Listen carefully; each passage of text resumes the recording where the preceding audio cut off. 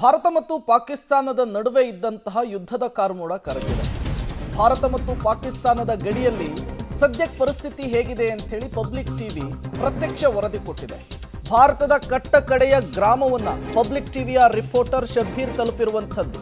ಉರಿ ಸೆಕ್ಟರ್ನಲ್ಲಿರುವಂತಹ ಕಡೆಯ ಗ್ರಾಮ ತಿಲವಾಡಿಗೆ ಎಂಟ್ರಿ ಕೊಟ್ಟಿದ್ದಾರೆ.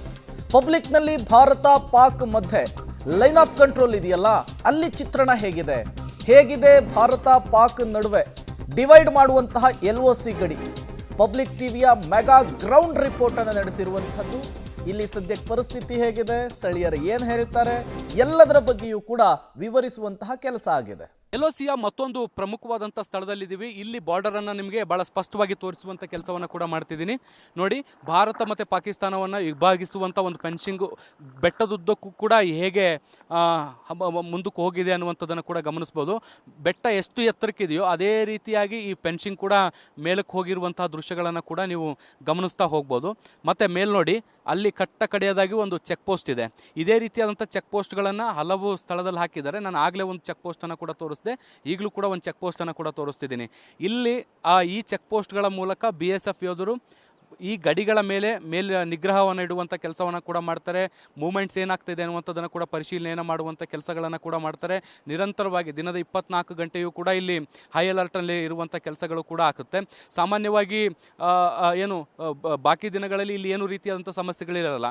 ಆದರೆ ಎರಡೂ ದೇಶಗಳ ನಡುವೆ ಉದ್ವಿಗ್ನ ಪರಿಸ್ಥಿತಿ ನಿರ್ಮಾಣ ಆದಂಥ ಸಂದರ್ಭದಲ್ಲಿ ಇಲ್ಲೂ ಕೂಡ ಸಾಕಷ್ಟು ಎಚ್ಚರಿಕೆಗಳನ್ನು ವಹಿಸುವಂಥ ಕೆಲಸಗಳನ್ನು ಕೂಡ ಮಾಡಲಾಗುತ್ತೆ. ಭಾಳಷ್ಟು ಹೈ ಅಲರ್ಟ್ನಿಂದ ಗಡಿಯನ್ನು ಕಾಯಬೇಕಾದಂಥ ಸನ್ನಿವೇಶಗಳು ನಿರ್ಮಾಣ ಆಗುತ್ತೆ. ಈ ಚೆಕ್ ಪೋಸ್ಟ್ನಲ್ಲಿರುವಂಥ ಸೈನಿಕರು ಈ ಸುತ್ತಮುತ್ತಲಿನ ಪ್ರದೇಶಗಳನ್ನು ಕೂಡ ಆಗಾಗ್ಗೆ ಮೇಲ್ವಿಚಾರಣೆ ಮಾಡ್ತಿರ್ತಾರೆ, ಪೆಟ್ರೋಲಿಂಗ್ ಮಾಡ್ತಾ ಇರ್ತಾರೆ, ಓಡಾಡ್ತಾ ಇರ್ತಾರೆ. ಸೊ ಅವೆಲ್ಲ ದೃಶ್ಯಗಳು ಕೂಡ ಇಲ್ಲಿ ನೋಡಲಿಕ್ಕೆ ಸಿಗುತ್ತೆ. ಈ ರೀತಿಯಾದಂಥ ದೃಶ್ಯಗಳನ್ನು ಕೂಡ ನೀವು ಗಮನಿಸ್ಬೋದು. ಈ ಫೆನ್ಸಿಂಗ್ ಏನಿದೆ, ಈ ಫೆನ್ಸಿಂಗ್ನ ಬಲಭಾಗಕ್ಕಿರುವಂಥದ್ದು POK ಅಥವಾ ನಾವು ಅದನ್ನು ಪಾಕ್ ಆಕ್ರಮಿತ ಕಾಶ್ಮೀರ ಅಂತಲೂ ಕರಿಬೋದು. ಅಲ್ಲಿಂದ ಮುಂದಕ್ಕೆ ಹೋಗಿ ಅದು ನೆಕ್ಸ್ಟ್ ಪಾಕಿಸ್ತಾನದ ಗಡಿಗೆ ಸಮೀಪಿಸುತ್ತೆ. ಮತ್ತು ಈ ಭಾಗದಲ್ಲಿ ಏನು ನೋಡ್ತಿದ್ದೀರಿ, ಇದು ಭಾರತದ ಭೂಪ್ರದೇಶ ಆಗಿರುವಂಥದ್ದು. ಈ ಭೂಪ್ರದೇಶದಿಂದ ನೀವು ನೋಡ್ತಾ ಹೋಗ್ಬೋದು. ಇಲ್ಲಿ ಕಟ್ಟ ಕಡೆಯ ಗ್ರಾಮವು ಕೂಡ ನಮಗೆ ನೋಡ್ಲಿಕ್ಕೆ ಸಿಗುತ್ತೆ. ಇಲ್ಲಿ ಕಟ್ಟ ಕಡೆಯ ಗ್ರಾಮ ಹೇಗಿದೆ ಅನ್ನುವಂಥದ್ದನ್ನು ಕೂಡ ನಿಮಗೆ ತೋರಿಸ್ತೀನಿ. ಈ ಭಾಗದಲ್ಲಿ ನೋಡಿ, ಈ ಭಾಗದಲ್ಲಿ ಕೊನೆಯ ಹಳ್ಳಿ, ಭಾಳಷ್ಟು ಕೆಲವು ಮನೆಗಳಿರುವಂಥದ್ದನ್ನು ಕೂಡ ನೀವು ನೋಡ್ಬೋದು. ಭಾಳಷ್ಟು ಕಡಿಮೆ ಮನೆಗಳಿರುವಂತಹ ದೃಶ್ಯಗಳನ್ನು ಕೂಡ ನೀವು ಗಮನಿಸ್ತಾ ಇದ್ದೀರಿ. ಒಂದು 15ರಿಂದ 20 ಮನೆಗಳಿರ್ಬೋದೇನೋ, ಅದಕ್ಕಿಂತ ಹೆಚ್ಚು ಮನೆಗಳಿಗೆ ಸದ್ಯಕ್ಕೆ ಕಾಣಿಸ್ತಾ ಇಲ್ಲ. ಅಷ್ಟೇ ಮನೆಗಳನ್ನು ಇಲ್ಲಿ ನಮಗೆ ನೋಡಲಿಕ್ಕೆ ಸಿಗ್ತಾ ಇರುವಂಥದ್ದು. ಸೊ ಇಲ್ಲಿ ಭಾಳಷ್ಟು ತಪಾಸಣೆಗೆ ಜನರು ಒಳಪಡ್ತಾರೆ. ಇಲ್ಲಿ ಬರುವಂಥವ್ರ ಮೇಲೆ ಪ್ರತಿನಿತ್ಯವೂ ಕೂಡ ಮೇಲ್ವಿಚಾರಣೆಯನ್ನು ಮಾಡುವಂಥದ್ದು, ಯಾರೇ ಬಂದರೂ ಕೂಡ ಯಾಕೆ ಬಂದಿದ್ದಾರೆ, ಏನು ಬಂದಿದ್ದಾರೆ ಅನ್ನುವಂಥದ್ದನ್ನು ಪರಿಶೀಲಿಸುವಂಥ ಕೆಲಸವನ್ನು ಕೂಡ ನಿರಂತರವಾಗಿ ಮಾಡಲಾಗ್ತಾ ಇರುತ್ತೆ. ಇನ್ನು ಮುಂದಿನ ಹಂತದಲ್ಲಿ ನಾನು ನಿಮಗೆ ಭಾರತದ ಕಟ್ಟ ಕಡೆಯ ಗಡಿ ಪ್ರದೇಶದಲ್ಲಿರುವಂತಹ ರಸ್ತೆಯನ್ನು ಕೂಡ ತೋರಿಸ್ತೀನಿ. ನಾನೀಗ ಕಾಶ್ಮೀರದ ಉರಿ ಸೆಕ್ಟರ್ನಲ್ಲಿರುವಂಥ ಕಟ್ಟ ಕಡೆಯ ಗ್ರಾಮ, ಕಟ್ಟ ಕಡೆಯ ರಸ್ತೆಯಲ್ಲಿದ್ದೀನಿ.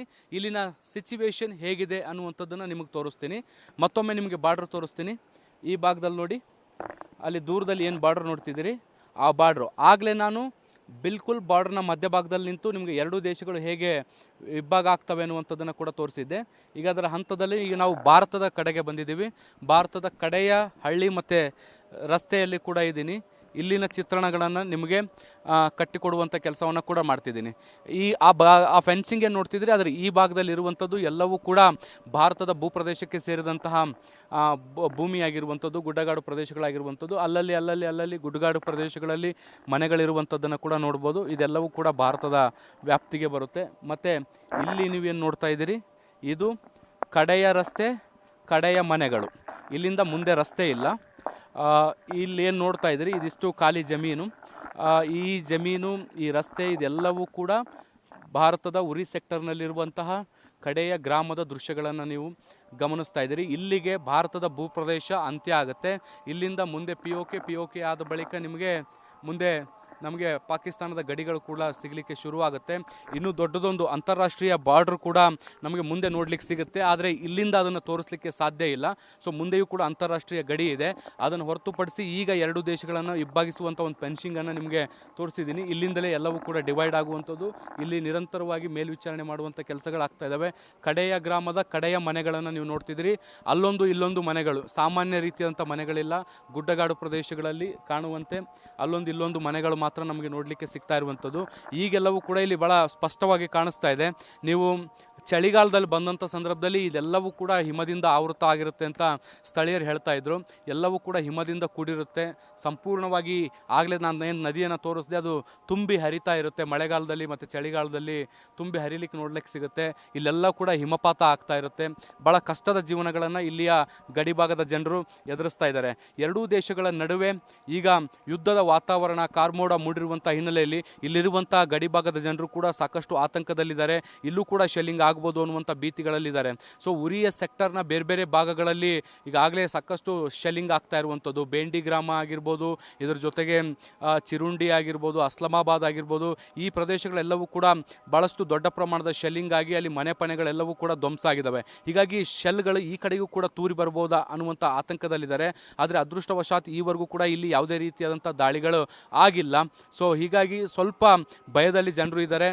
ಒಂದಷ್ಟು ಮನೆಗಳು ಖಾಲಿಯಾಗಿದ್ದಾವೆ, ಇನ್ನಷ್ಟು ಮನೆಗಳಲ್ಲಿ ಇನ್ನೂ ಕೂಡ ಜನರು ಆತಂಕದಲ್ಲಿ ಜೀವನವನ್ನು ನಡೆಸ್ತಾ ಇದ್ದಾರೆ.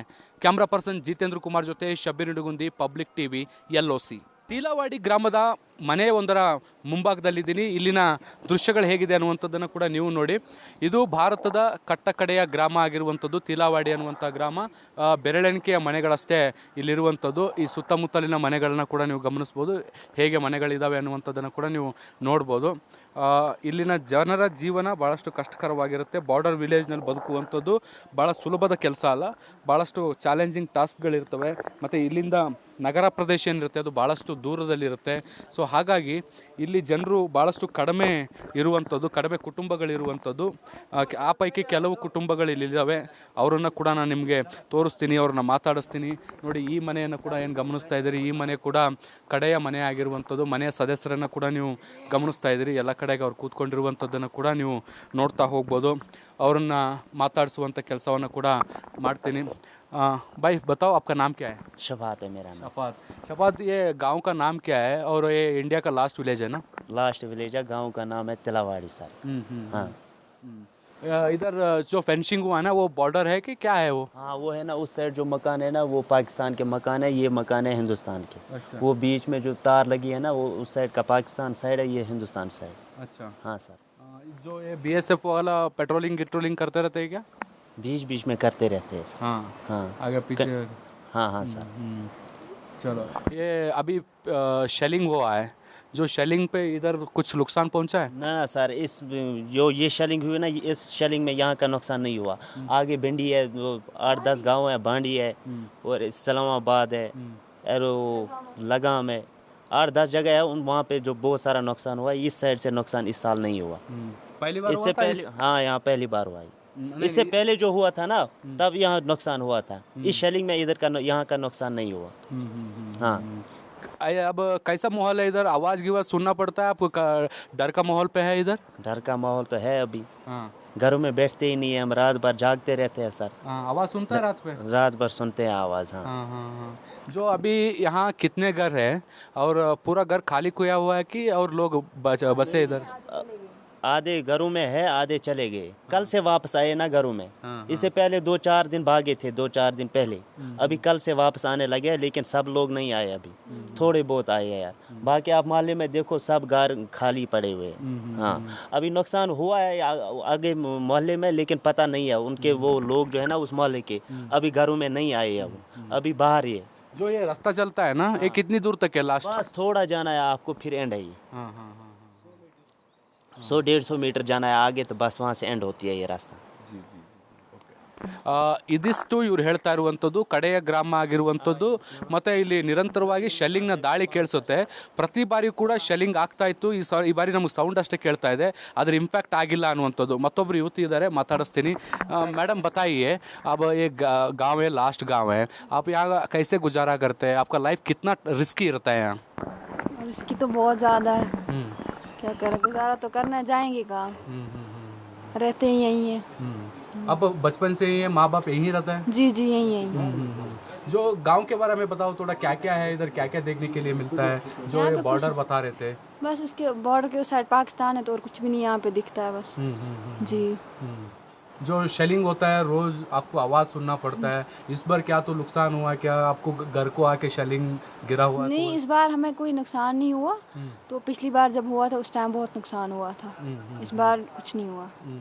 जो बीएसएफ वाले आते रहते क्या, आपको पूछते रहते क्या हो रहा है नहीं, क्या? हमें कुछ नहीं बोलते हैं ये, कुछ हमें कभी तंग नहीं करते, कुछ नहीं कहते। हाँ हाँ हाँ। जी। कैसे कि डर का माहौल कैसे है इधर? कभी देखो पाकिस्तान इंडिया के बीच में जी। एक युद्ध का वातावरण निर्माण हो रहा है, तो आप बॉर्डर पे रहते हैं, आपका मन में कैसे डर होता है? डर तो है सर, डरते हैं कोई फायरिंग हो जाए, कुछ नुकसान या कुछ होता है, इंसान को डर तो होगा ही। बॉर्डर में रहने बॉर्डर के पे लिए ही रहता हिम्मत है। भी रहना चाहिए। जी, होता हाँ। है। कौन कौन रहता है घर पे? भाई हैं, मम्मा और मैं। ये पूरा गांव में कितने गांव घर है और लोग रुका है नहीं रुका है इधर? नहीं, आधे हैं, आधे चले गए हैं। कितने घर है लगभग यहाँ? लगभग होंगे कुछ 96 ही, इतने सब होंगे। जी। 19 बस? नहीं नहीं, 19 नहीं, मतलब 50 96 तक होंगे। 96 घर है। जी। जी जी जी जी। ओके। इसके अलावा ये विलेज में अभी कुछ नहीं हुआ? नहीं नहीं, इस विलेज में हमें कुछ नहीं हुआ। ठीक है. ಇದಿಷ್ಟು ಹೇಳುವಂಥ ಮಾತುಗಳನ್ನು ಕೂಡ ಕೇಳಿಸ್ಕೊಂಡ್ರಿ. ಇಲ್ಲಿವರೆಗೂ ಕೂಡ ಇಲ್ಲಿ ಯಾವುದೇ ರೀತಿಯಾದಂಥ ದುರ್ಘಟನೆಗಳಾಗಿಲ್ಲ.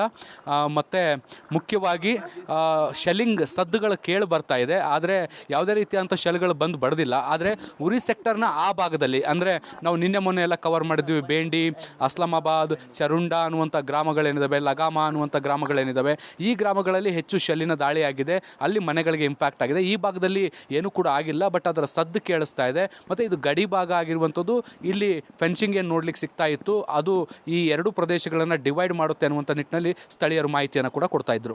ಕ್ಯಾಮ್ರಾ ಪರ್ಸನ್ ಜಿತೇಂದ್ರ ಕುಮಾರ್ ಜೊತೆ Shabbir Nidugundi, public TV, LOC. Jammu ಕಾಶ್ಮೀರದ ಗಡಿ ಭಾಗದಲ್ಲಿ ಸಹಜವಾಗಿ ಈ ಟೆನ್ಷನ್, ಆತಂಕ ಇದ್ದೇ ಇರುತ್ತೆ. ಈ ರೀತಿ ಎರಡು ದೇಶಗಳ ನಡುವೆ ಉದ್ವಿಗ್ನತೆ ಜಾಸ್ತಿ ಆಗ್ಬಿಟ್ರೆ ಅದು ಮತ್ತಷ್ಟು ಜಾಸ್ತಿ ಆಗುತ್ತೆ. ಭಾರತದ ಕಟ್ಟಕಡೆಯ ಗ್ರಾಮದಲ್ಲಿ ಪಬ್ಲಿಕ್ ಟಿವಿಯ ರಿಪೋರ್ಟರ್ ಗಡಿ ಪರಿಸ್ಥಿತಿಯ ಬಗ್ಗೆ public TV mega ground report ಅನ್ನು ಮಾಡಿದೆ. ನಿತ್ಯವೂ ಕೂಡ ಅಲ್ಲಿ ಶೆಲ್ಲಿಂಗ್ ಸದ್ದು ಕೇಳಿ ಬರುತ್ತೆ.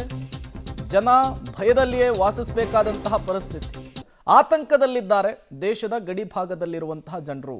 ಸದ್ಯಕ್ಕಲ್ಲಿ ಪರಿಸ್ಥಿತಿ ಹೇಗಿದೆ? ಪ್ರತಿನಿತ್ಯವೂ ಭಯದಲ್ಲಿಯೇ ದಿನದೂಡ್ತಾ ಇರುವಂತಹ ಜನರು ಪಬ್ಲಿಕ್ ಟಿವಿ ಜೊತೆಗೆ ಮಾತನಾಡಿದ್ದಾರೆ.